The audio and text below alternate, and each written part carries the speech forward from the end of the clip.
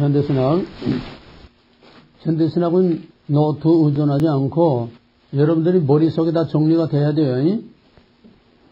맨 처음에 정통신학, 그는 신정통주의, 칼발트, 볼트만, 그 다음에 세속화신학, 세속화신학에서 대표적인 거, 사신신학, 희망의 신학, 해방신학, 그 다음에 이제 급진신학, 급진신학에서 이제 세속화, 합의곡수의 세속도시 등등 신학의 중요한 포인트 신학자들과 그거를 간결하게 다 정리할 수 있도록 정리해야 돼요.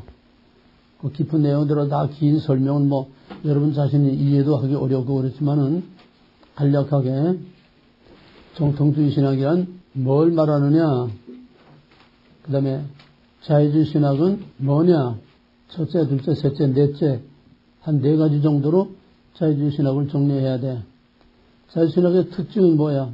맨 처음 모든 권위로부터의 자유, 모든 권위로부터의 자유.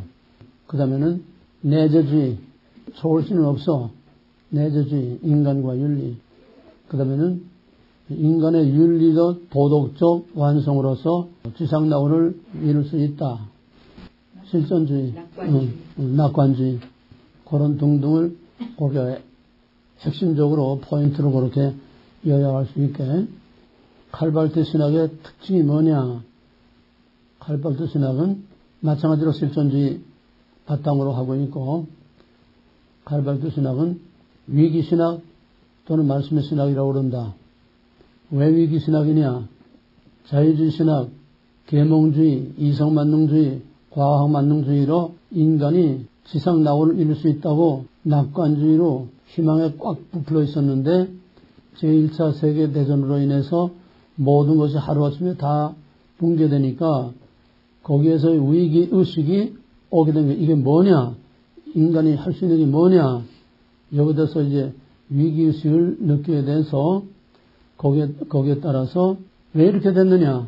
결국 목회 차원에서 볼 때에 하나님을 버렸기 때문이다. 자유주의 신학. 자유주의 신학 하나님으로서의 내재주의. 하나님 버렸기 때문이다. 초월신을 버렸기 때문이다. 그러므로 초월신을 찾아야 된다. 거기서 사람들이 전쟁의 폐허와 절망 가운데 있다가 그런 위기 상황에서 그런 위기에서 탈출하는 길이 초월신을 잃어버렸기 때문이니까 초월신을 찾자고 하는 거기에서 사람들이 태풍처럼 칼발트의 로마서 주석으로 이제 태풍처럼 세상을 휩쓸기 시작했고, 그 다음에 왜 초월신을 잃어버렸느냐? 말씀을 버렸기 때문이다. 그래서 말씀으로 돌아가자. 이 2가지야. 칼발트 위기 신학은 또 말씀의 신학이라고 그러는데 초월신을 버렸기 때문이다. 초월신을 찾자. 왜 초월신을 버렸느냐? 말씀을 버렸기 때문에 초월신을 그래서 말씀으로 돌아가서 말씀을 통해서 초월신을 찾자니 2가지가 칼발트 신학의 발단입니다. 칼발트가 찾아냈다고 하는 초월신은 뭐냐? 초월신은 우리가 볼 수 없어. 우리가 알 수 없어. 알 수 없는 신이 알 수 있도록 나타내 보여줘야 사람이 알 수 있어.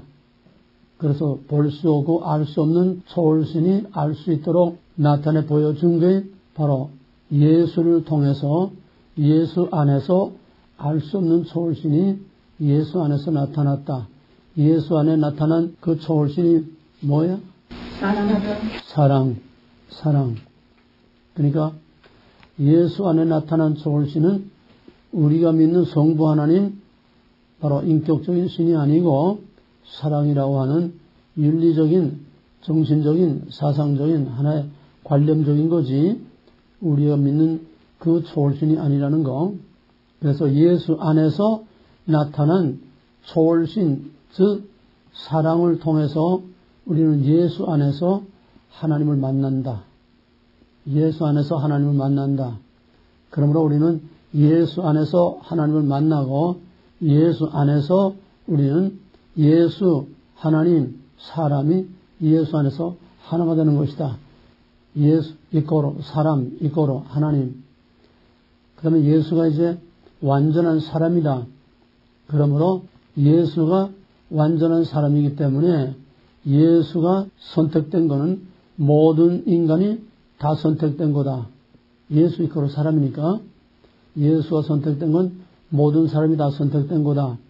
그러므로 선택만 있고 유기는 없다. 하나님은 누굴 선택하고 누굴 버린 거 선택과 유기가 없다는 거예요. 그러면 선택이라는 거는 많은 것들 중에 선택한 거니까 구별이니까 구별 안 되고 선택 안 된 게 있어야 될 거 아니야? 그럼 칼발도의 유기는 뭐냐?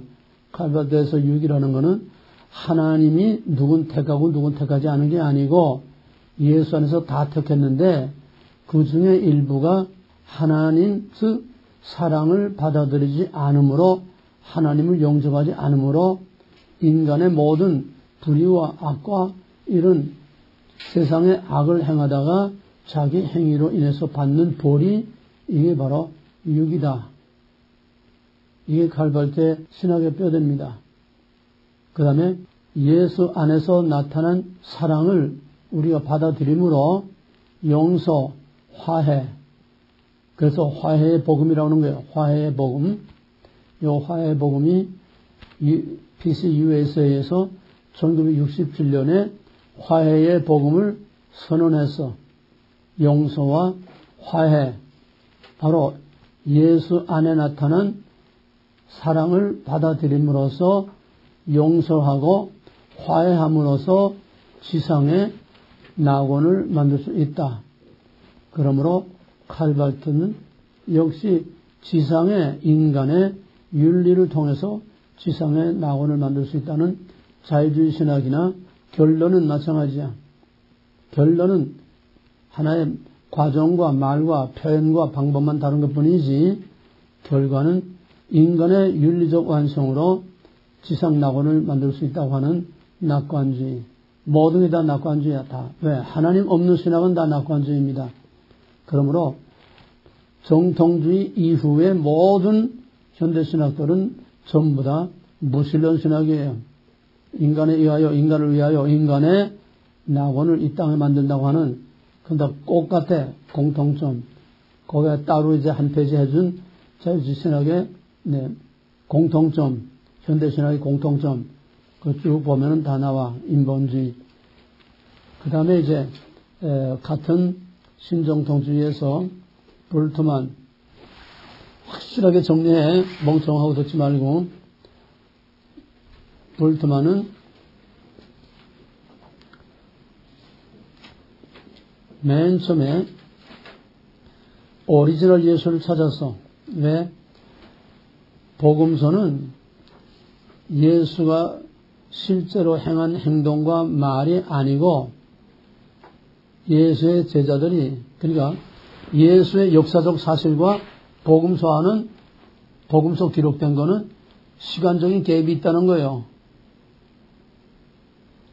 당연하지 않아.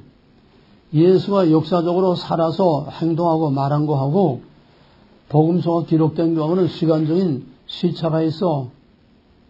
당연하지. 그러니까 그 시차를 통해서 복음서 저자들이 오리지널 예수를 볼 수가 없고 복음서 제자들이 그 오리지널 예수에게다가 옷을 입히고 분장을 시키고 그럴싸하게 신비로운 이런 요소들을 추가해가지고서 예수를 신격화해서 예수 종교를 만든 거다. 그러니까 복음서에 나타나는 예수는 전부 옷을 덧입히고 분장을 하고 이렇게 다 변형시킨 추가로 다 이렇게 꾸며진 예수지 오리지널 예수가 아니다. 근데 오리지널 예수를 찾아야 되는데 오리지널 예수를 찾을 수 없어. 오리지널 예수를 찾는다는 것이 역사적 예수를 찾는다는 거예요. 역사적으로 예수가 실제로 한 말, 역사적으로 예수가 실제로 한 행동. 근데 그땐 비디오 카메라도 없고, 그땐 무슨 녹음기도 없고, 거기에 대해서 기록한 이렇다한 기록을 찾을 수도 없고, 고고학적인 증거들이 아무것도 없어. 복음서 외에는 예수를 알 길이 없어. 그러니까 역사적 예수는 구호만 외치지 사실 증거를 하나도 내놓은 게 없어. 그러니까 복음서의 예수는 꾸며진 예수이기 때문에 이건 오리지널이 아니니까 믿을 게 못 되고, 진짜 예수를 찾자니 진짜 예수를 찾을 길이 없고, 그러니까 여기서 해석하게 나오는 거야. 복음서에 대한 해석하게 나와. 그 해석하기 뭐냐 하면은 양식 비평, 스타일, 문학 양식, 표현 양식, 사도들이 꾸며낸 거하고 그걸 통해서 언어적인 분류, 여러 가지 이런 스타일을 통해서 사도들이 꾸며낸 그런 얘기들하고, 또 정말 예수님이 초대교회를 통해서 선포된 초대교회 성도들이 선포한 예수, 그거의 진짜라는 거야. 이제 진짜는 찾을 수 없으니까 거기서 양식 비평으로 이렇게 분류해가지고 꾸며진 예수를 제거하고 옷을 벗기고, 쉽게 말하면은 사도들이 입혀놓은 옷을 벗기고, 이거는 비신화라고 그래. 비신화. 그러니까 양식 비평이라고 하는 해석학에서 나오는 어쩔 수 없는 그 뒤에 따라 나온 것이 신화적인 비역사적, 비신화적인 것들을 다 걷어내야 그게 오리지널 예수에 가장 가까운 것을 찾아낼 수 있다. 그러므로 그 오리지널 예수라는 것은 초대교회 사도들과 성도들이 선포한 바로 그것이 선포된 말씀, 선포된 말씀. 그래서 불트만에서 제일 중요한 것은 캐리그마야. 캐리그마. 선포된 말씀이 이게 오리지널 예수에 가장 가까운 거고, 복음서에 기록된 거는 덧입힌 옷들을 다 있기 때문에 이거는 믿을 진짜 예수가 아니다. 그래서 볼트만은 바로 진짜 예수를 찾기 위해서 양식 비평을 통해서 비신화 작업을 거쳐서 신화적인 요소, 꾸며진 요소, 덧입혀진 요소들을 다 걷어내고 벗겨내야 역사적 사실과 또 과학적으로 믿을 만한 그런 것들, 그 다음에 초대교회 성도들이 선포한 캐리그마, 그 선포된 말씀을, 그걸 우리는 오리지널로 믿어야 된다. 여기서 두 가지가 나와. 선포된 말씀과 초대교회 성도들이 믿었던 믿음의 예수하고 선포된 예수하고, 이걸 두 가지를 분류해요. 믿음의 예수는 그냥 믿음으로 믿습니다 하고 믿는 그 예수지 실제가 아니라는 거야. 이건 단순한 신앙 고백으로서의 예수하고, 캐리그마의 예수는 모든 덧입힌 것들을 다 걷어내고 거기서 진짜 선포된 예수이기 때문에 신앙의 예수, 신앙의 대상으로서의 예수가 아닌 신학적 작업을 통해서 덧입혀진 것들 다 걷어내고 비신화 작업을 통해서 걷어낸 그 선포된 그 말씀, 그것이 우리가 믿을 수 있는 거다. 이게 볼트만 신학의 뼈대입니다. 그 다음에 이제 세속화 신학으로 넘어가는 거죠.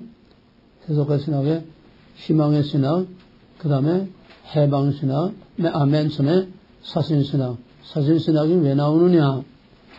2차 대전과 또 1차 세계대전과 2차 세계대전에서 엄청난 사람들이 죽고 엄청난 파괴가 일어나니까 신이 있다면은 도대체 신이 뭘 했느냐? 신이 할 수 있는 일이 뭐냐?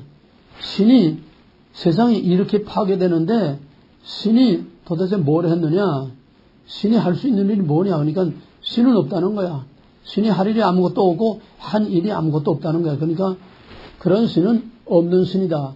사신신학이 거기서 나오는 겁니다. 아이탈저의 사신신학이. 그 다음에 이제 그런 절망 가운데서 희망의 신학이 나옵니다. 몰트만의 희망의 신학. 몰트만의 희망의 신학은 얼핏 읽으면은 우리가 믿는 복음의 신앙하고 거의 비슷한 것 같지만은 가장 중요한 거는 몰트만도 역시 현대신학에 공통된 모든 공통점과 마찬가지로 결국은 이 모든 인간은 궁극적으로 희망이 있다. 왜? 예수가 다시 오심으로 종말에는 이 세상이 악인이나 의인이나 다 선하게 돼서 지상에 정말 그런 낙원이 이루어진다고 하는 종말에 예수가 오심으로 지상에 완전한 구원이 이루어지고 완전한 지상에 평화와 낙원이 이루어진다고 하는, 그러므로 종말에는 이런 희망이 있도록 그렇게 작정되어 있다는 거예요. 반드시 종말에는 그런 희망이 온다는 거예요. 이게 한 단계 더 발전돼 가지고 그 다음에는 해방신학, 주로 남미를 중심으로서 이루는 해방신학이 뭐냐 하면은, 아니 가만 종말까지 기다린다고 좋은 세상이, 그런 세상이 오겠느냐? 뭔 얘기 알겠어? 종말까지 예수님이 와서 살기 좋은 세상 만든다고 그날까지 가만 기다릴 수 있겠느냐? 지금 당장 압제와 착취를 당하고 있는데, 신학적인 논쟁, 말장난 가지고는 이건 아니다. 교리나 말장난, 신학이나 이런 말과 문자로 이것만 가지고는 아니다. 이제는 한 발 더 적극적으로 나가서 인간의 힘으로 싸워서 저 압제하는 자들을 다 때려 부시고 인간의 힘으로 모든 악을 제거하고, 그래서 인간의 힘으로 이 땅에 살기 좋은 세상을 만들어야 된다. 이게 해방신학이요.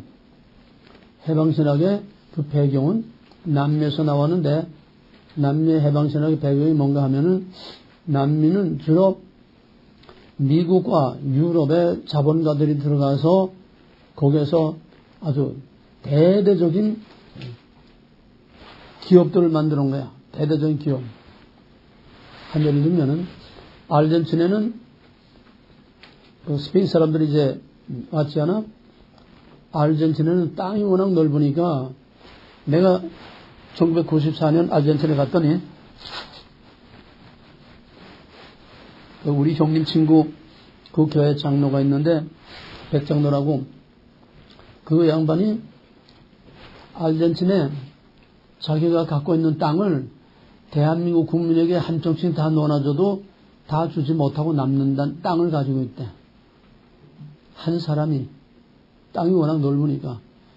그러니까 스페인 사람들이 와서 자기 걸 주장하고 자기가 갖는 게 자기 땅이야. 뭐 누구한테 산 것도 아니야. 근데 지금은 이제 사지만은 그만큼 이제 땅이 넓고 싸니까 그 뭐 하느냐. 방목을 해. 그 아르헨티나의 평지는 이 습지가 많고 초지가 많아. 이제 관목이 많고. 그러니까 방목을 하는데 소가 몇 마리인지 몰라. 거기서 관리하는 현지인 하나 놔두고 소가 몇 마리인지 뭐 울타리가 있는 것도 아니고 그냥 그저 방목을 해. 그러다가 이제 1년에 뭐 한 번이나 두 번이나 이제 대형 추록들이 이제 몇 대 와가지고서는 소들을 그냥 거기다 싣고 나가는 거야. 그럼 거기서 자연으로 거기서 생식 번성하는 거야. 그러니까 거기서 생식 번성, 자연 번성하니까 그냥 1년에 몇 번 와서 그냥 그 소들 시로 가기만 하면 돼. 뭐 거기에 사는 사람은 그냥 밥이나 먹도록 그냥 겨우 주면 되는 거고. 그러니까 투자하는 것도 오고 사려주는 것도 오고 아무것도 오고 가만 앉아서 그냥 1년에 수백 마리씩 그냥 소들이 팔려 나가니까 그냥 가만 앉아서 다 먹는 거야. 그럼 현지는 뭐냐? 현지는 죽도록 이래봐야 땡돈 한 푼 남는 게 없어. 그냥 밥이나 겨우 얻어 먹는 거야. 이게 한 예를 든 거야, 내가. 그러니까 남미에는 미국과 유럽 사람들이 들어와가지고 전부 다 투자를 하고 기업을 만들고 해가지고서 남미 사람들을 부려만 먹고 돈은 저희들이 다 걷어먹으니까 남미 사람들은 죽도록 이래봐야 나아지는 게 하나도 없다는 거야. 달라지는 게 하나도 없다는 거야. 지방간 말을 못하고서 겨우 그 밑에 붙어서 밥이나 얻어먹는 이거를 종속이론이라고 해요. 종처럼 거기에 속해서 정말 노예 아닌 노예처럼 완전히 속해 있어서 그들을 위해서 그냥 죽도록 충성하는 것뿐이지 말하자면 노예와 같다는 거야. 여기에 반기를 들고 일어난 것이 바로 해방신학이야. 이해가 되겠어요? 그들을 통해서 그러니까 그를 자본가들을 다 때려 없애버리고 우리 스스로 압제하는 자를 없애고 우리 스스로 우리를 지배하고 우리를 착취하고 이런 제도적인 이 악을 다 없애버리고 우리 스스로 그들로부터 싸워서 투쟁해서 눌린 자, 갇힌 자, 가난한 자, 병든 자를 구출해내야 된다는 거야. 이게 해방신학이야. 이거를 다른 말로 말하면 혁명신학이야. 혁명신학. 공산주의 혁명과 똑같아. 오늘 북한의 공산주의자들이 말하는 것과 똑같아. 눌린 자들, 압제당하는 자들을 해방해야 된다고 하는 거. 남한은 미제국주의에게 압제를 당하고 있는 그들을 해방해야 된다고 하는 거. 똑같아. 바로 프란체스코 교황이 바로 여기서 나왔다는 걸 우리는 주시해야 됩니다. 뭔지 알겠어?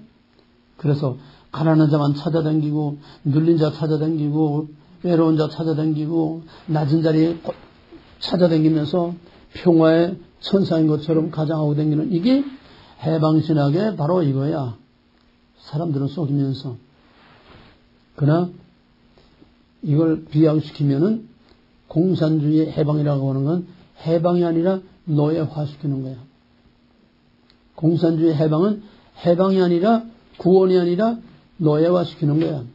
이걸 우리가 놓쳐서는 안 돼. 내가 작년 1년 동안에 엘러지가 완전히 엘러지로부터 자유했는데 이번에 겨울에 2달 반 동안 감기를이나 먹지 못하고 자지 못하고 계속 그러고 또 이제 위장병으로 계속 그냥 몇 달째 그러니까 면역이 떨어져가지고 엘러지가 돌아와. 이런 해방신학인 결국은 뭐냐? 혁명신학이야. 공산주의 똑같아. 사회복음주의라는 건 어떤 특수한 이즘을 말하는 게 아니야. 인간의 힘으로 살기 좋은 세상을 만들자 하는 게 사회복음주의이기 때문에 해방신학도 사회복음주의, 모든 자유주의, 현대신학 다 사회복음주의야. 인간의 힘으로, 인간의 윤리적 완성으로 다만 방법들만 다른 거야. 해방신학은 물리적인 투쟁으로 싸워서 저놈들 때려부시고 거기서 구출을 해서 우리 스스로 자유를 얻어야 된다고 하는 거. 가장 적극적인. 그래서 남미의 게리라들이 해방신학에 충동해가지고 게리라들이 일어나는 겁니다. 바로 이 해방신학을 한국적 해방신학으로 변형을 시킨 거야. 그게 민중신학이에요. 민중신학. 민중신학은 한국의 해방신학이야. 그래서 해방신학이 뭐라고 한마디로 무슨 이론? 종속이론. 종속이론. 이게 해방신학의 키워드야. 종속이론. 바로 한국의 민중신학, 한국의 해방신학이 기독교 장로회의 그 신학자들에 의해서 이게 이제 본격적으로 한국에 심어지기 시작했어. 그래서 기독교 장로회 한국신학대에 나온 사람들이 기업체대, 중소기업의 위장 취업에 들어가가지고서 그 노무자로, 노동자로 위장 취업에 들어가가지고서 거기서 사람들 자꾸 세뇌시켜. 뭘 세뇌? 종속 이론을 자꾸 심어주는 거야. 1%의 가진 자 때문에 99%가 지금 다 착취를 당하고 너희들 죽도록 이래봐야 집 한 칸 마련하지 못하고 죽도록 이래봐야 겨우 돈 벌어서 집에 몇 푼 붙여주고 이 직공살이밖에 못해. 저놈들을 때려 부시고 우리 스스로 자유를 얻어야 돼. 이걸 자꾸 심어줘가지고 이게 우리나라에서 맨 처음 이 민중신학 터지기 시작한 것이 우리나라 산업화 과정에 70년대 초반에 산업화 겨우 일어나기 시작할 때 뭐부터 시작했는지 알아? 우리나라 산업화가 뭘부터 시작했는지 알아? 가발공장으로 시작했어. 내가 바로 면목동의 가발공장 다음 옆에 살았어. 이게 우리나라 노동운동 발단이야. 시작이야. 그러니까 종속 이론을 그냥 심어줘가지고 이놈들 죽도록 이래봐야 저놈들 다 때려 부숴야지 저놈들 있는 한 우린 죽도록 이래봐야 노예밖에 안 돼. 그래가지고서 그 여공아이들이 시골에서 올라간 여공아이들은 처음에는 돈 벌어서 집에 보내는 그 기쁨 때문에 그냥 서로 오버타임을 그 조장들한테 그냥 뇌물을 써가면서 그냥 막 시간 더 달라고 그러고 8시간, 16시간, 10시간 부족해서 그냥 그저 어떻게 하면 더 일할까 정말 꿈에 부풀어서 이렇게 했는데 이 사상에 들어가니까 그때부터 이게 공산주의 수법이야.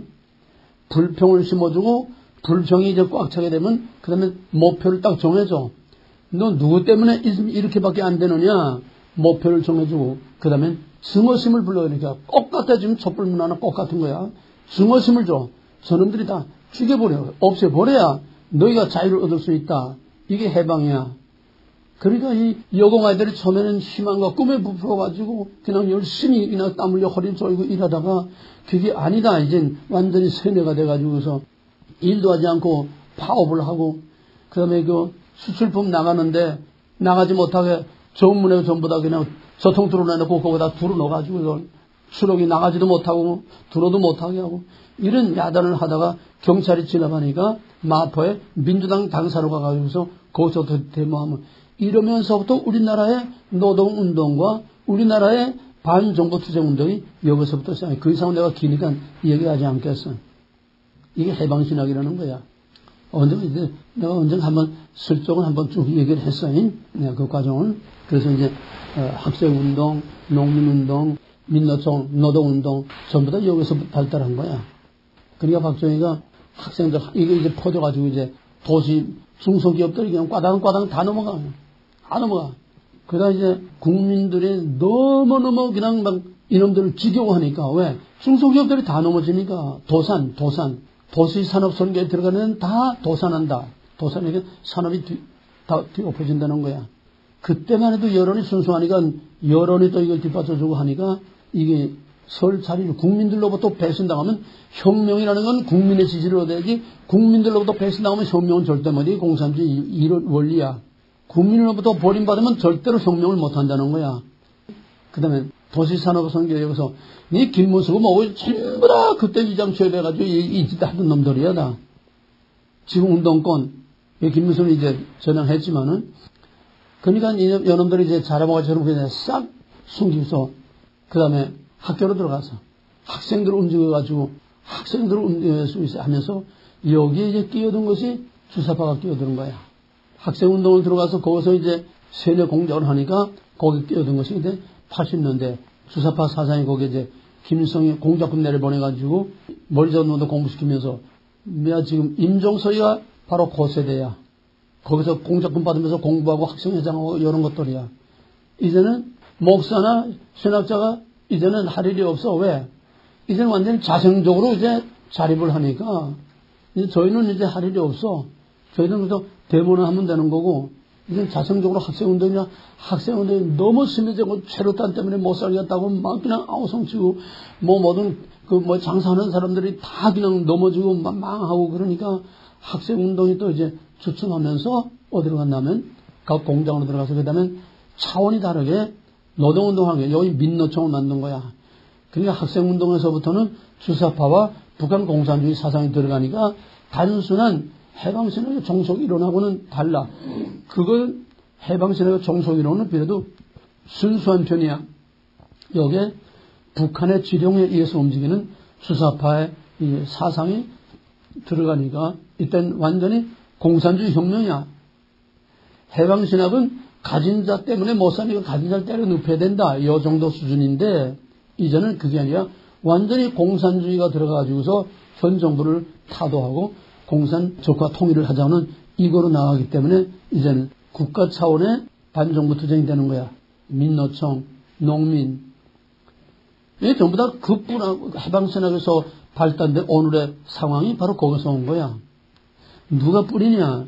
기독교 장로회, 한국신학대학, 이 목사들, 신학자들, 이게 뿌리야. 문익환이, 문동환이, 안병, 천부 이런 것들. 해방신학이라는 거는 그래서 남미뿐만 아니라 아프리카까지 뻗어나가면서 사방에 게리라, 반정부 투쟁. WCC는 이걸 또 자금을 대주고 지원해주고 무기를 대주고 혁명을 자꾸 조장시키는 거야. 그러다가 그것도 이제 한계가 오니까 그 다음에는 좀 더 이제 적극적인 급진신학들이 자꾸 이제 나오게 되는 겁니다. 그 다음에 이제 세속화신학, 하비콕스의 세속화신학이라든지 그건 여러분들이 교재되고 쭉 보세요. 거기까지가 주로 중요한 거고 그 다음에 몰트만의 희망의 신학하고 또 하나는 판넨베르크 다 마찬가지야. 약간의 차이만 있을 뿐이지 판넨베르크도 종말에 좋은 세상이 반드시 오게 돼 있다. 희망의 신앙. 종말에는 반드시 좋은 날이 오게 돼 있다. 그러나 우리가 예수가 오심으로 공의의 심판과 구원을 통해서 영광스러운 새하늘과 새 땅에 그 좋은 날이 아니고 전부 다 지상의 낙원이라는 거예요. 여기 희망의 신앙하고 우리의 종말론적인 신앙하고는 확실히 구별돼. 하늘이나 땅이냐, 그 다음에 공의의 심판을 통해서 평화의 나라를 이루느냐, 아니면은 이 희망의 신앙. 희망의 신앙은 뭐냐 하면은 종말이 오면은 예수가 그리스도께서 와서 모든 악한 자들을 다 심판해서 선한 자들로부터 분리시켜서 선한 자들을 구원하고, 그 다음에는 악한 자들을 분리해 놓고 그거로 심판하고 징벌하는 게 아니라 그 악한 자들을 또 새롭게 해서 선한 자나 악한 자나 다 선하게 돼가지고 다 그리스도를 섬기는 그런 지상, 천국 지상 낙원이 온다는 겁니다. 이 세대주의로 말하면은 후철론설과 같은 거예요. 마지막에 도덕적으로 완성돼서 지상에 영원한 낙원이 이루어진다고 하는 거. 이 판넨베르크와 몰트만의 대동소이한 희망의 신학입니다. 자, 오늘은 미국 신학과 두란노의 족보. 오늘 아주 중요한 거네. 정신 바짝 차려들어요. 미국 신학과 두란노 신학의 계보. 족보, 계보. 맨 처음에 큰 1번, 맨 처음에 프린스턴 신학. 칼빈의 개혁주의 신학은 칼빈은 저 제네바에서 이제 종교개혁을 했죠.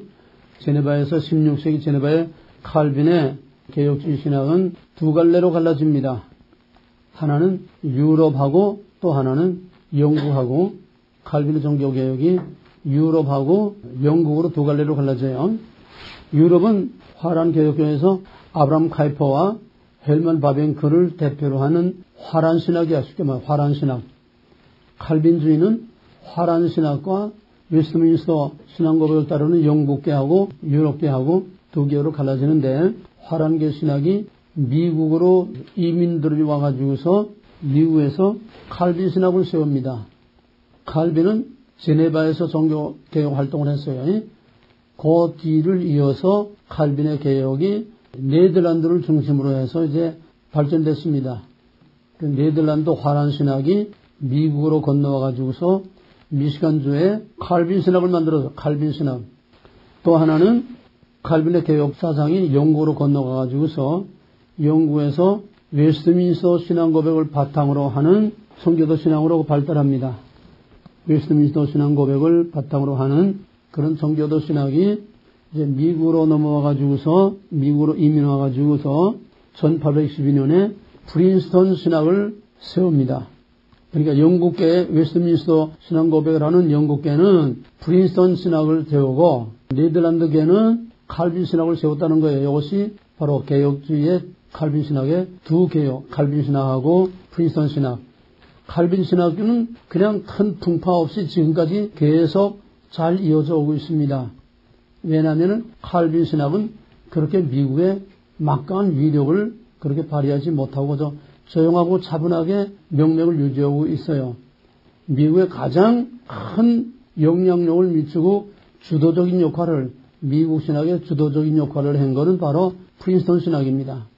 이제 중심이 되는 거예요. 칼빈 신학은 그냥 옆으로 그냥 비켜나고 이제 막강한 힘을 발휘하는 미국 신학의 주도적 역할을 하는 것이 프린스턴 신학입니다.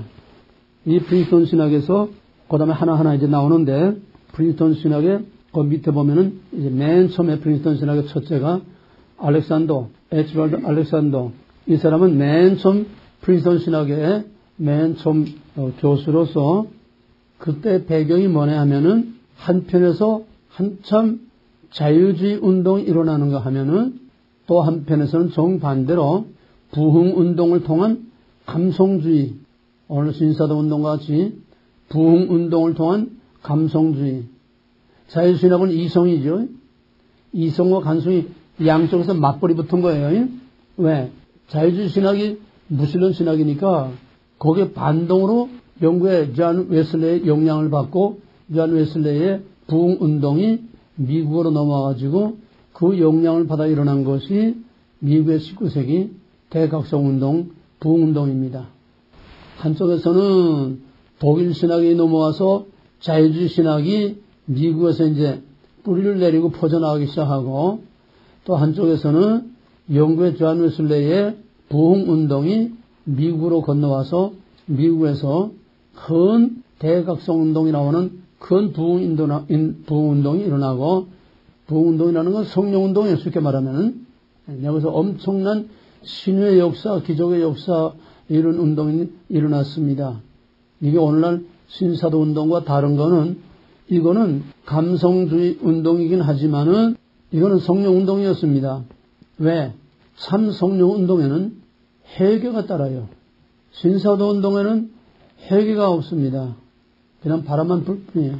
그래서 여기서는 회개와 치유. 대각성운동에서는 회개와 치유와 또 하나는 설교. 이 바람이 불기 시작한 거예요. 여기에 또 하나 끼워둔 건 뭐냐 하면은 영국에서 존 웨슬레이의 부흥운동의 불길이 미국에 건너온과 동시에 영국에서 일어난 세대주의가 또 깨묻어 들어왔어요. 그래서 미국의 부흥운동과 세대주의는 서로 휘엉켜가지고 미국의 대부흥운동과 함께 세대주의가 미국을 다 장악해버리고 말았어요. 바로 그러한 배경에서 알렉산더가 프린스턴의 맨 첫 번째 교수로서 막중한 시대적 사명감을 느끼게 된 겁니다. 왜? 무슬림적인 자유주의 신학하고 이성만루의 자유주의 신학에다가 정반대로 감성주의 부흥운동이 일어나니까 이런 혼란 가운데서 뭔가 확실한 정통주의 신학을 세워야 되겠다는 사명감을 가지고서 이 알렉산더가 웨스트민스터 신앙고백을 중심으로 한 신학을 바로잡기 시작했습니다. 자유주의 신학의 싸늘하게 죽은 신학에다가 열정으로만 가득 타 있는 이런 감성주의에 젖은 이 사람들에게 하나님의 주권 사상과 웨스트민스터 신앙고백을 통해서 신학적 방향을 확정지으며 동시에 신학과 경건, 신학과 영적인 경건을 갖춘 영적 지도자를 양성하는 데에 주력을 했습니다. 한쪽에서는 자유주의 신학이 점점 일어나기 시작하고 한쪽에서는 정반대로 감성적인 영적인 부흥도 일어나니까 이런 혼란 속에서 올바른 신학을 정립해야 되겠다. 그래서 하나님의 주권 신앙과 웨스트민스터 신앙 고백을 토대로 한 바른 신학을 세움과 동시에 이 알렉산더는 이거냐 저거냐가 아니라 두 가지 요소 중에서 올바른 신학과 함께 내 말은 교리주의 신학을 위한 신학 이게 아니라 지식, 이성 이쪽으로만이 아니라 바른 웨스트민스터 신앙 고백에 의한 바른 신앙과 함께 경건은 영적인 거예요. 영적인 경건을 갖춘 문무겸비한 올바른 탄탄한 신학에다가 영적 파워를 가진 그런 지도자를 양성해야 되겠다. 이게 프린스턴에서 맨 처음 알렉산더가 시도한 프린스턴의 정체성입니다. 정리됐어요? 그 다음에 두 번째로 찰스 하치.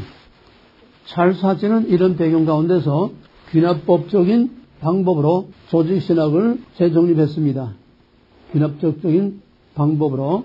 그건 뭔 소리냐 하면은 쉽게 말하면은 모든 자연의 모든 사물들이 물리적인 자연의 법칙에 의해서 서로 조화를 이루고 서로 유기적인 관계를 가지면서 자연이라고 하는 하나의 모습을 갖추는 것처럼 뭔 소리인지 알겠어요? 자연의 법칙 안에서 서로 조화와 유기적인 관계를 가지면서 먹이사슬도 유기적인 관계야.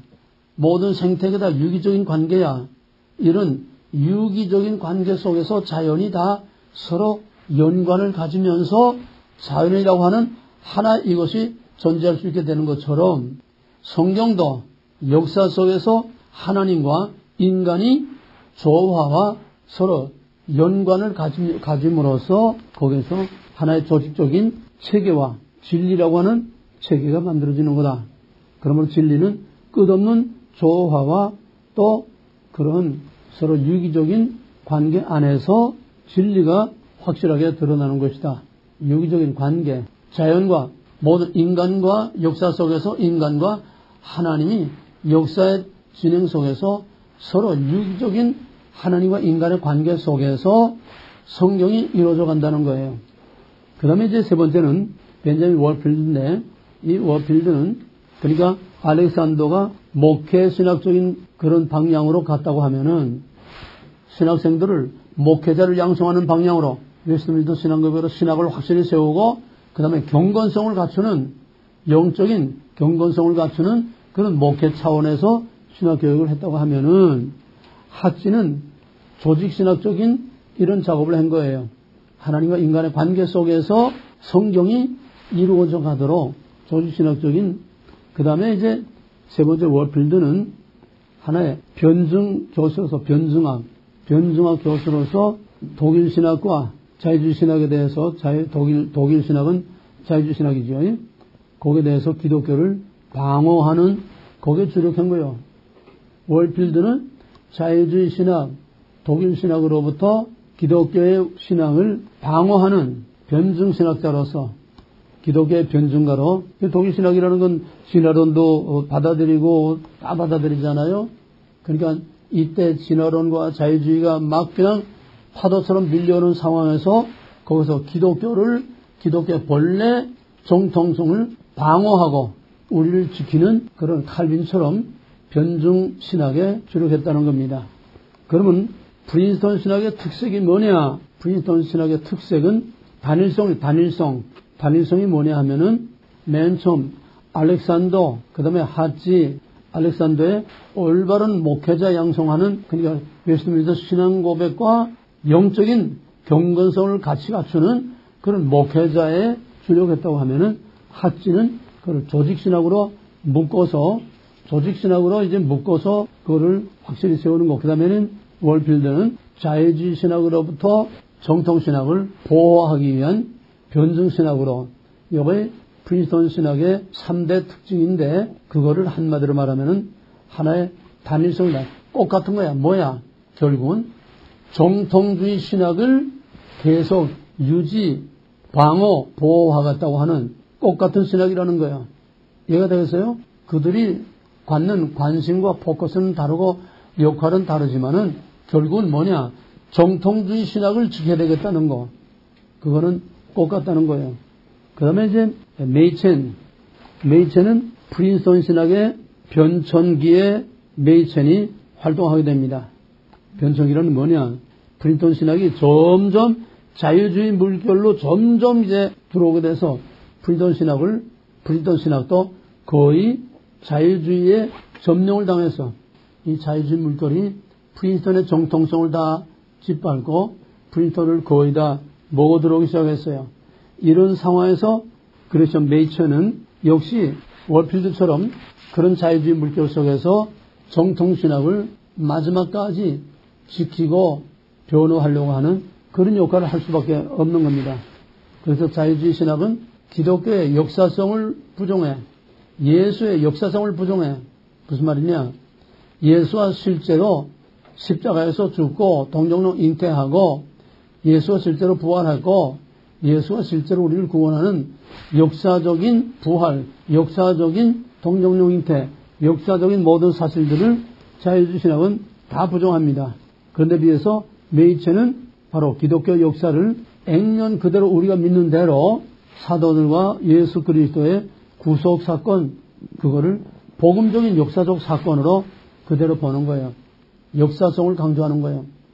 우리가 지금 믿고 있는 그대로 예수님의 모든 사실을 다 역사적인 팩트, 사도들의 모든 활동과 사도들의 가르침이 역사적으로 사실 그대로라고 하는 거, 역사성을 강조하는 거. 왜 역사성을 강조할까? 왜 역사성을 이렇게 강조하면 될까? 메이천의 활동 무대가 어떤 무대라고? 메이천의 시대가 어떤 시대라고? 자유주의의 프린스턴의 자유주의 물결이 다 들어와가지고서 프린스턴의 위기를 당할 상황이 되니까 그걸 끝까지 막아내고 끝까지 정통신학을 지켜내기 위해서 방어신학, 변증신학, 그러면 자유주의 신학은 뭐예요? 사도들과 예수의 역사성을 부인하는 거야. 역사성을 부인해. 자유주의 신학은 다 이렇게 만들어지고 꾸며진 거라는 거 아니야? 전부 다 하나님 없는 하나님. 그러니까 거기에 대해서 예수와 사도들은 역사적으로 실제했고 역사적으로 그대로 성경에 기록된 대로 그렇게 있었다. 사실, 역사적 사실을 강조함으로써 자유주의 신학의 이 물결을 막아내려고 마지막까지 분투 노력한 사람이 바로 메이천입니다. 그러다가 이제 그 다음에는 결국 1929년에 와가지고서 메이천은 더 이상 거기서 배견하지 못하게 결국은 밀려납니다. 쫓겨나는 거예요. 자유주의 물결에 이제 완전히 자유주의가 장악했으니까 자유주의 신학자들은 물결에 더 이상 혼자 버텨내기는 역부족이고 이제는 더 이상 버티지 못해서 결국은 거기서 밀려나다시피 쫓겨납니다. 쫓겨나가지고 1929년에 필라델피아에 웨스트민스터 신학교를 세웁니다. 신학교 몇 개 나왔어 이제? 신학교 몇 개 나와서 뭐뭐 나와서 처음부터 거 봐봐. 맨 처음에 칼빈 신학, 그 다음에 프린스턴, 그 다음에 웨스트민스터. 그리고 웨스트민스터 신학은 칼빈 신학하고 프린스턴 신학은 처음부터 유럽에서 이민 온 사람들이 세운 신학교예요. 근데 웨스트민스터 신학교는 프린스턴 신학교에서 쫓겨난 메이천이 필라델피아에 세운 학교입니다.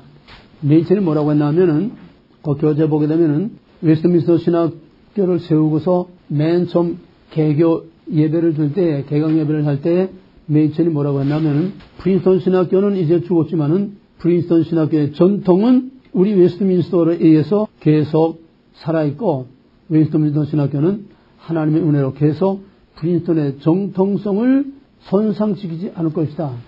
뭐 먼저 얘기가 돼서 프린스턴의 정통성은 뭐야? 알렉산더, 하치, 월필드 그 세 사람에 의해서 지켜내려온 프린스턴의 정통성은 뭐야?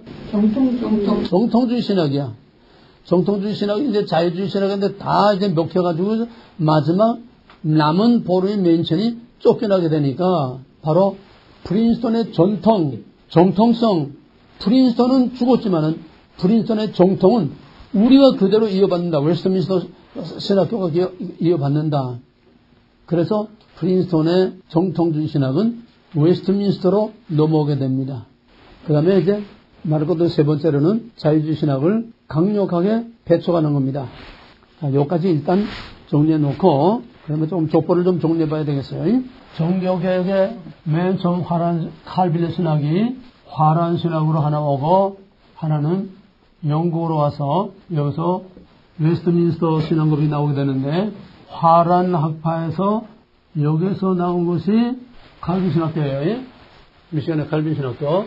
그 다음에 영국에서 넘어온 웨스트민스터 신학급의 그 계열에서 넘어온 사람들이 프린스턴 신학교를 세웠습니다. 프린스턴 신학교가 또 자유주의화함으로써 여기서 갈라져 나온 것이 웨스트민스터 신학교. 그러면 현재 미국에 지금까지 정통주의 신학을 지탱해 오는 것은 칼빈 신학교하고 웨스트민스터 신학입니다. 이것이 정통주의 신학을 지켜오고 있는 거예요. 칼빈 신학은 이렇다 할 큰 변동 없이 오늘까지 그냥 그대로 유지되어 오고 있는데 왜? 칼빈 신학은 미국의 주도권을 갖는 그런 막강한 파워를 갖는 그런 신학교 아니에요. 그냥 조용히 그 자체로서 유지되어 오고 있는데 미국의 중심에서 미국의 교회들을 영향을 미치고 있는 가장 막강한 힘이 프린스턴이었으니까 프린스턴이 자유돼서 죽으니까 거기서 나와서 웨스트민스터가 나는데 지금 이 웨스트민스터가 미국에서 가장 대표적인 지금 보수 신학인데 엄밀히 말하면은 이 웨스트민스터도 지금 다 잡동사니로 다 뒤섞이고 말아서 이제 미국의 진짜 보수는 거의 찾아보기 어려울 만큼 그나마 이제 칼빈 신학교가 큰 풍파 없이 그나마 보존되어 오고 있는데 예외 없이 어디나 다 섞여 들어오고 확 바뀌는 게 아니라 살금살금 칼라가 점점 달라진다는 얘기요. 세속화돼 가고 있는 거야. 어쩔 수 없어. 그럼 내가 왜 얘기를 하느냐. 한경직과 김재준이 프린스턴 나왔어요. 자, 이제 잘 들어. 프린스턴에서 웨스트민스터로 갈라져 나온 이후는 그 이전을 구 프린스턴이라고 그래요. 구 프린스톤, 그 정통성을 갖는 프린스톤이야. 갈라져 나오고서는 이거 완전히 자유주의 쪽으로 다 갔기 때문에 그때는 그 프린스톤의 영광스러운 그런 찬란한 프린스톤이 아니라 이미 자유주의화된 프린스톤이야. 그건 후기 프린스톤이야. 그러면 김대중과 한경진은 이미 자유주의화된 후기 프린스톤을 댕긴 거야. 이게 한국 장로교의 두 뿔인데 이제는 한국교회로 넘어가는 거야. 한국교회로 넘어가서 해방이 되고 나서 한국의 장로교는 대표교단입니다. 대교단이에요. 나머지 감리교도 별 그렇게 감리교는 경기도를 중심으로 해서 또 황해도 하고 그 일부 저기였지. 그렇게 전국적으로 파워를 갖고 있지 않았어요. 장로교는 평양을 중심으로 해서 막강한 파워를 갖고 있었습니다. 대교단이에요. 그 대표교단이 장로교가 해방이 되니까 맨 처음 무슨 문제가 대두되나 하면은 신사참배 찬송한 사람들하고 신사참배를 끝까지 거부한 사람이 딱 갈라지는 해방이 되니까 배교자라는 거야. 제세례파, 재건파라고 하는 그 재건파하고 고신파, 고려파가 맨 먼저 보이콧하고 나갔습니다. 맨 먼저 고려파, 재건파가 갈라져 나가고 그 다음에 한경진 목사가 에큐메니카를 끌고 들어왔어요. 에큐메니카를 끌고 들어오니까 정통주의를 주장하는 사람이 이건 아니다. 우린 너희들로부터 갈라져 나간다. 그래서 여기서 갈라져 나온 것이 합동입니다. 그러자 김재준이 서울역 앞에서 이제 조선신학이라고 따로 하고 있었어요. 김재준이 칼발트를 끌고 들어오니까 그때는 한경직 쪽에서 그게 한경직 파워가 크잖아요. 크지만은 김재준도 이 세력은 그렇게 크지 않아도 얕잡아 볼 적이 아니거든요. 이것도 신학교를 가지고 있고. 그러니까 여기에서 이 한경직 쪽, 그러니까 장로교지 말하자면 아직은 장로교야. 장로교에서 김재준이를 2단으로 목사직을 면직시켜버렸어. 2단이. 그러니까 여기서 김재준이가 갈라져 나고서 기독교 장로, 한신, 한국신학대학을 중심으로 한 기독교 장로, 기장하는 거, 기독교 장로를 세웠어요. 합동은 또 여기서 또 뭐가 갈라져 나오면 합신이라는 게 또 갈라져 나와. 대한신학이 또 여기서 갈라져 나와. 신학교가 갈라져 나온 건 아니야. 여기 합동 쪽 사람이 나와가지고 대신신학을 세운 거지. 신학교를 갈라가지고 나온 건 아니야. 합신은 합동, 그냥 총신을 갈라가지고 나왔어. 총신에서 짱짱한 엘리트 교수들을 뽑아가지고 나와서 합동신학을 만들어서 그걸 중심으로 이제 합신 교단이 돼버린 거지. 그러니까 합신 개혁장로교회야. 이 합신 출신들은 총신에서 합동은 총신이지. 총신에서 가장 유명한 엘리트 교수들을 나와가지고 세웠기 때문에 총신 알기를 거의 걸레같이 알아. 자기들이 최고의 엘리트로 알고 있어. 저희 위에는 없어. 한국에서 자기들 위에는 없다는 게 아니요. 자유주의나가 무셔버리니까. 그러니까 이 합신 사람들은 완전히 바리새인 같은 그런 교만, 별이지. 우리 이상은 없다. 그래서 이 합신 출신들은 예외 없이 자기가 최고라고 하는 그런 교만한 이것들이 다 깔려 있어요. 그러나 그게 바로 함정인 줄 몰라. 그게 바로 바리새인처럼 율법주의로 경직된 것처럼 바로 그 합신 출신들이 바로 그것 때문에 교리주의로 경직되어 있고 우리 이상은 없다고 하는 그거로서 오히려 그게 함정이 돼가지고 합신 교단은 성장을 못해. 교리적으로 너무 그냥 경직되고 완강하게 딱 되어 있기 때문에 그래서 합신 안에서도 신학자들이 장로님과 제자님과 어떤 신학자가 이래서는 안 된다. 이래서는 절대로 교회가 성장할 수 없다. 왜? 이거 완전히 교리주의만 빠져가지고 아주 교만에만 빠져가지고서 생명을 잃고 바로 유대교처럼 생명을 잃은 바리새인같이 이렇게 되면 안 된다. 이걸 깨뜨리고 개혁을 해야 된다. 근데 그 말만 떠들지 그게 돼? 지금 이런 상황에 와 있어. 이것이 지금 프린스턴과 관계된 이 계보를 지금 말하는 겁니다. 예? 프린스턴의 자유주의화된 후에 한경지 김재준이 나왔는데 바로 합동은 거기서 나와가지고서 합동은 프린스턴교가 아니고 웨스트민스터입니다. 프린스턴은 이미 자유화되어 있고 한경직 둘 다 자유주의 물을 먹었으니까 한경직의 합동은 이거 통합이야. 한경직을 중심으로 한 통합 측은 온건 자유주의야. 이거 자유주의다. 통합은 온건 자유주의입니다. 그 다음에 기독교 장로, 김재준의 기독교 장로는 아주 극조야. 극조. 완전히 공산주의야. 극조합니다. 문익환이 문동환이 무슨 전부 다 이것들이야. 완전히 공산주의자들. 그러면 내가 말하려는 게 뭘 말하려고 하느냐. 두란노 신학은 여기 어디에 껴있나 이거야. 두란노 신학의 뿌리와 족보는 뭐냐 이거야. 이걸 너희들이 확실히 정확하게 알아야 돼. 이게 굉장히 중요한 거야. 너희들의 신학적인 정체성, 신학적인 족보, 신학적인 계보. 이게 확실하게 알아야 너희들이 바람을 막을 수 있고 언제 어떤 선인 너희들이 당당한 너희 정체성을 확실히 말할 수 있고 방어할 수 있고 지킬 수 있는 거야. 뭔 소리인지 알았어? 두란노의 정체성을 확실히 알고 족보를 확실히 알고 있어야 된다는 거야. 너희들이 이제 적어도 신학 과정을 하면은 두란노에서 내가 안 가르치지만은 신학 과정을 하면 너희들이 신학적인 정체성, 두란노의 신학적인 정체성과 신학적인 족보와 신학적인 계보가 어떻게 돼 있다고 하는 너희들의 확실한 DNA를 확실히 말할 수 있어야 된다는 거야. 그럼 두란노의 신학적인 족보는 어디에 있어? 지금 합동의 뿌리는 웨스트민스터입니다. 전부.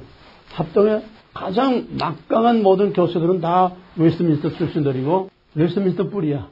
두란노가 어디서 나와서? 합동에서 나왔잖아. 그럼 뭐야? 웨스트민스터 신학이야. 그리고 광나루 장신은 온건 자유주의, 한경지, 에큐메니컬, 또 한국신학대학은 아주 극좌. 그 다음에 이제 여기 나오지 않은 고신도 웨스트민스터예요. 왜?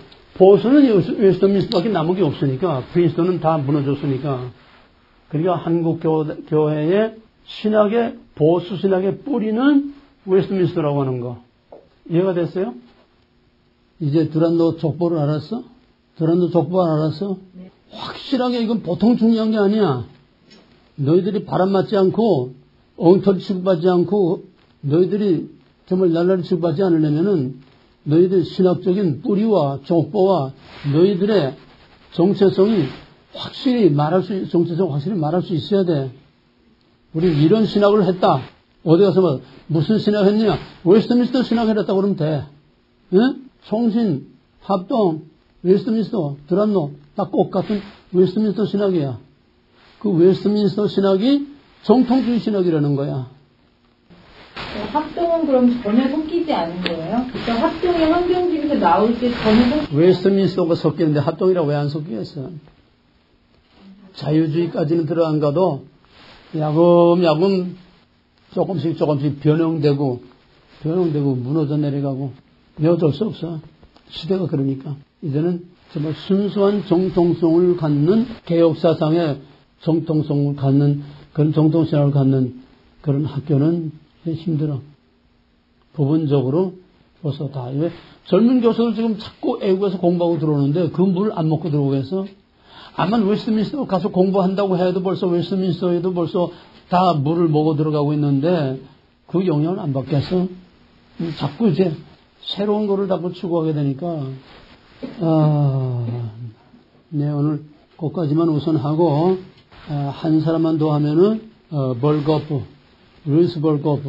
루이스 벌거프는 칼빈 신학 교수입니다. 칼빈 신학 교수예요.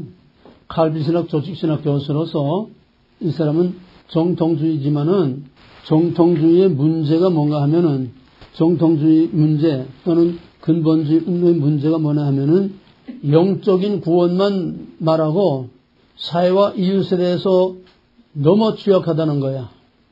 그래서 교회는 사회에 대해서 책임 있는 그런 존재가 돼야 된다는 거야. 이게 보수 교단의 가장 큰 약점입니다. 보수 교단은 그래서 영혼 구원에만 치중하기 때문에 사회에 대해서 그렇게 책임 있는 그런 활동을 많이 하질 못했어요. 그러니까 반동으로 사회복음주의들이 판을 치게 되는 겁니다. 우리가 할 걸 못하니까 다 일장일단이 있어요. 그 다음에 보수 교단의 또 하나의 문제는 뭐냐 하면은 배타성. 정통주의를 지키려니까 배타를 해야 돼. 왜? 섞이면 무너지니까 배타를 해야 돼.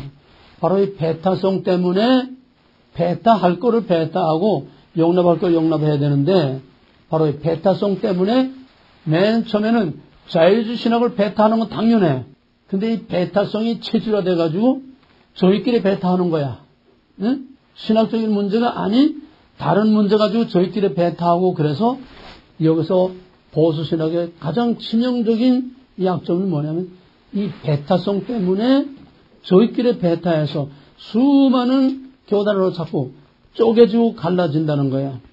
지금 대한예수교 장로의 이름을 갖는 교단이 한 100개 교단이 된대.